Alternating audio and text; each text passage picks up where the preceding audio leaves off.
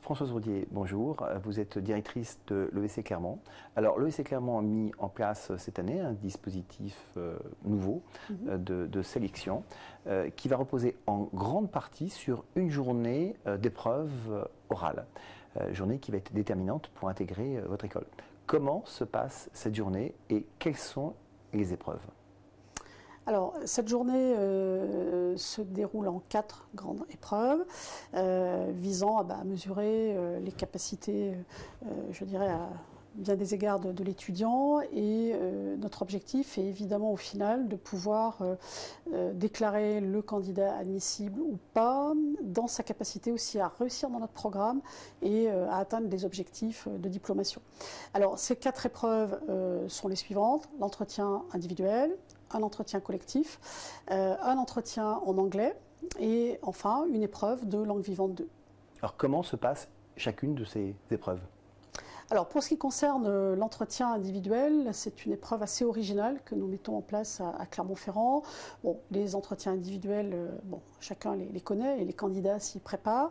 Alors à Clermont, cette épreuve va se dérouler de la façon suivante. L'étudiant va regarder donc un court-métrage. Vous savez sans doute que Clermont est la capitale du court-métrage.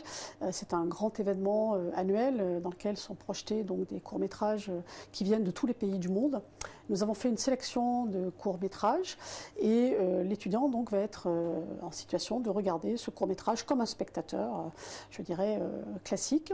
À partir de là, quand il va arriver en entretien individuel, on va lui demander pendant une dizaine de minutes de décrypter, d'analyser, de pouvoir donc prendre un peu de hauteur par rapport au sujet qui est traité. Alors ça peut être un sujet de société, ça peut être un sujet en lien avec le monde de l'entreprise. Nous avons volontairement choisi des sujets qui peuvent être assez cosmopolites aussi, parce que ce qui nous intéresse, c'est la capacité de l'étudiant à pouvoir appréhender aussi les différences culturelles. Donc il va faire cet exercice pendant 10 minutes sans être coupé par le jury qui est composé de 2 personnes. Et puis dans un second temps, on va passer à une épreuve, je dirais, d'entretien plus classique, de motivation, de projet personnel de l'étudiant, de personnalité, voilà, que l'on trouve aujourd'hui, qu'on trouve dans toutes les écoles. Mais au travers de ce court-métrage, on va vraiment aller un peu plus loin dans les capacités à la fois de culture générale et d'analyse de l'étudiant. Jury composé donc de 2 personnes qui sont... Tout à fait.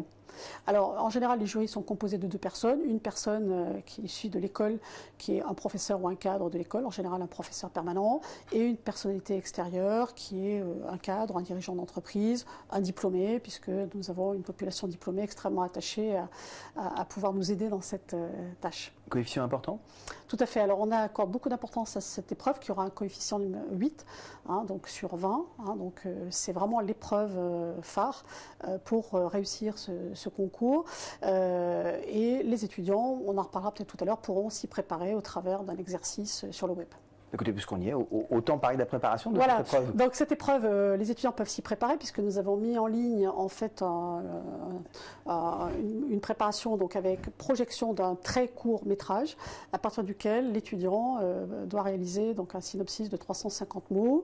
Voilà, donc il peut faire une fois, il peut le faire 2 fois et du coup il va être beaucoup mieux préparé à cet exercice intellectuel de décryptage, de décodage et d'analyse que l'on va lui demander en juin lorsqu'il viendra à Clermont-Ferrand.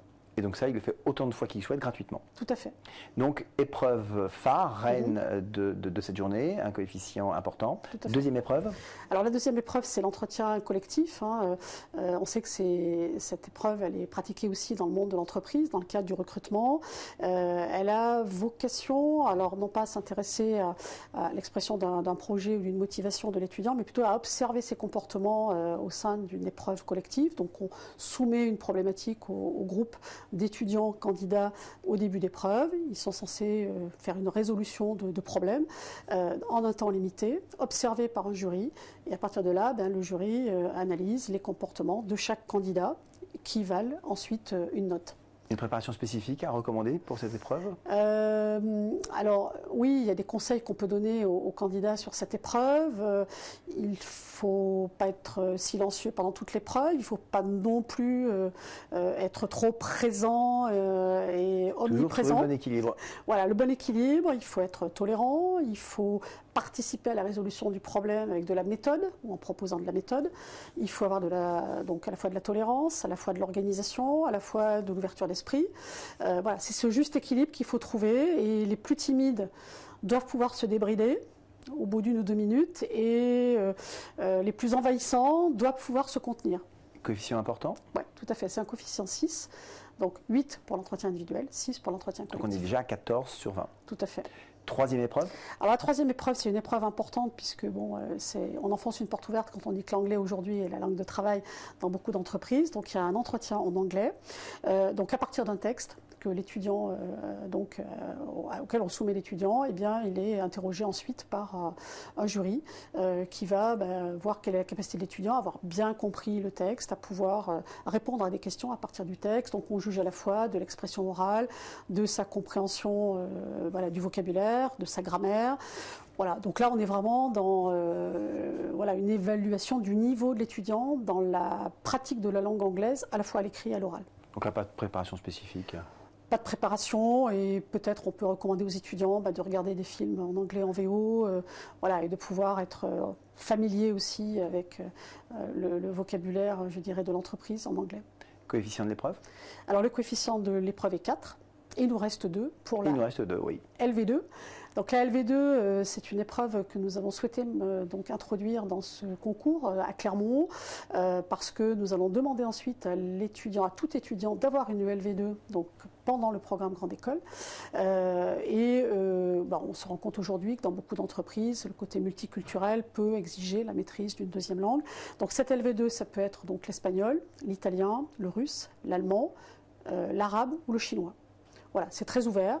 Le coefficient est de 2, donc relativement faible eu égard aux autres épreuves. Mais en tout cas, il nous semble que ça peut aussi servir des étudiants qui ont un bon niveau de deuxième langue et qui vont pouvoir du coup améliorer leur score sur ces épreuves orales. Au final, une journée finalement assez dense. Et 4 épreuves représentent combien d'heures d'activité, de travail? Alors au total, pour un étudiant pris individuellement, ça va représenter à peu près 4 heures. Voilà, réparties sur une journée. Bon, on a aussi à Clermont la tradition d'avoir une grande convivialité dans l'accueil. Donc on a un petit déjeuner partagé, on a un repas partagé, on fait des visites de la ville lorsque les étudiants restent 2 jours. Voilà, donc on cherche aussi, au-delà des épreuves, à leur faire découvrir aussi notre école et notre ville. Des conseils de bon sens pour préparer une journée comme ça, Gara? Alors, on dit souvent aux étudiants, cherchez pas à ressembler à un stéréotype, à un moule, soyez authentique, soyez vous-même. Bon, alors bien entendu, nous, on a aussi envie de recruter des élèves qui ont un esprit entrepreneur, non pas au sens forcément demain j'ai envie de créer une entreprise, mais qui ont quand même une ouverture d'esprit, des capacités d'innovation, de créativité. On s'intéresse beaucoup à ces profils-là. On va chercher aussi à les détecter pendant cette journée au travers des épreuves, notamment les 2 premiers entretiens. Est-ce que le parcours scolaire va compter ? Alors le parcours compte parce qu'il est. Alors déjà, il a formaté l'élève pour partie, et puis il va compter aussi principalement dans l'épreuve d'entretien individuel, où là on va chercher à comprendre pourquoi l'étudiant est là, pourquoi il s'intéresse à notre école, à notre programme, eu égard justement à son parcours antérieur. La poursuite d'études, dans le cas par exemple des admissions sur titre, l'étudiant veut poursuivre ses études dans un programme grande école à Clermont-Ferrand. Voilà, pourquoi, qu'est-ce qui l'intéresse dans ce programme, voilà, quelle est la continuité, la cohérence. Et s'il n'y a pas de cohérence, nous serons à même de le juger et de voir si néanmoins ce candidat peut réussir chez nous. Françoise Audier, à quel moment le candidat sait si vous allez l'intégrer dans votre école ? Alors, le candidat aura l'information à la suite du jury d'admission qui a lieu le 7 juillet. Donc à la suite de cette journée, donc très vite, le lendemain, il aura son résultat et donc il devra confirmer son intégration dans notre école avant la fin du mois de juillet. Françoise Audier, merci. Merci à vous.